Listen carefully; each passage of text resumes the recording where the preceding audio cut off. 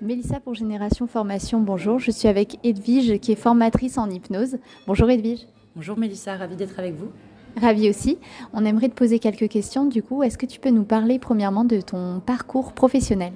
D'accord, et bien mon parcours professionnel, il faut savoir que j'ai eu mon bac assez jeune. Et en fait, j'ai commencé une école de commerce à 20 ans.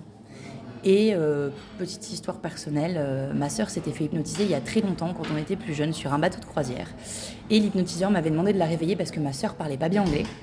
Et cet hypnotiseur m'avait dit un jour tu seras une très grande hypnotiseuse. Et il y avait une petite graine dans ma tête qui était là et qui a poussé. Et puis des années après, en me baladant à Montpellier parce que j'ai vécu ici, j'ai vu un panneau hypnothérapeute. Et là, cette petite graine qui avait toujours été un peu là, m'a dit il faut y aller. J'avais demandé ça pour Noël à mes parents, un peu bizarre.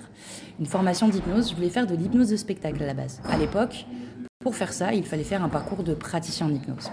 Donc je me suis lancée là-dedans en même temps que mon école de commerce. Et puis petit à petit, j'ai trouvé ça extraordinaire. Je me suis dit waouh, on peut aussi accompagner les gens, on peut faire des choses vraiment dingues. Et petit à petit, j'ai fait ce cursus-là de praticien en hypnose dans une autre école. Après, je suis arrivée à GF, ici, il y a quelques années, pour faire la PNL, qui m'a beaucoup aidée.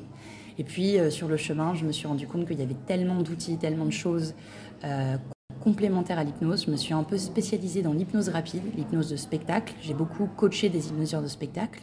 J'ai moi-même fait quelques spectacles en Australie et en France. Et à partir de là, j'ai eu un choix à faire qui a été assez facile. J'ai plutôt décidé d'utiliser la thérapie.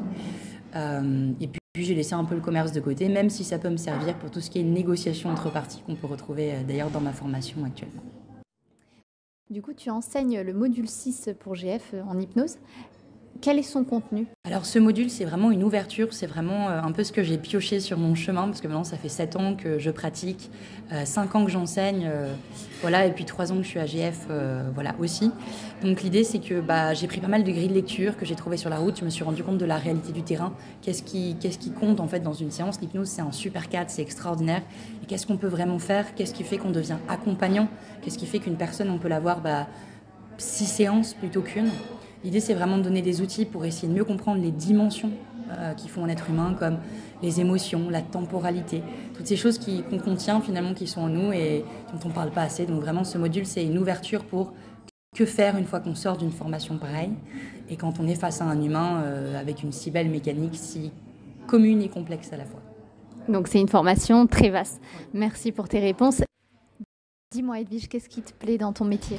Alors moi c'est particulier, je suis quelqu'un qui a grandi très vite et qui n'a pas eu forcément l'occasion qu'il y ait des étapes qui soient vues, reconnues par les autres, ni par moi-même, que ce soit physiquement, avec mon avance à l'école. Et du coup ce que je trouve vraiment merveilleux dans l'accompagnement, que ce soit en thérapie ou dans l'enseignement, c'est d'être là, d'être témoin et présent dans les moments où les gens grandissent, se reconnaissent, évoluent. Être témoin de ça parce que finalement, à part nos parents, il n'y a pas tant de gens ça qui peuvent être dans notre vie, nous dire voilà, j'ai été à cet endroit-là et je t'ai vu bouger, je t'ai vu grandir.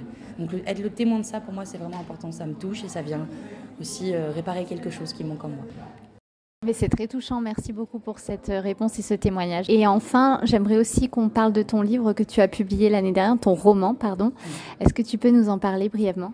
Alors, c'est un roman, oui, assez personnel, qui parle un petit peu de moi, où à l'intérieur, il y a beaucoup de procédés hypnotiques.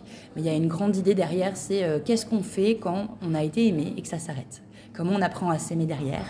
Avec plusieurs personnages qui se ressemblent plus ou moins, qu'on comprend au fil de l'histoire.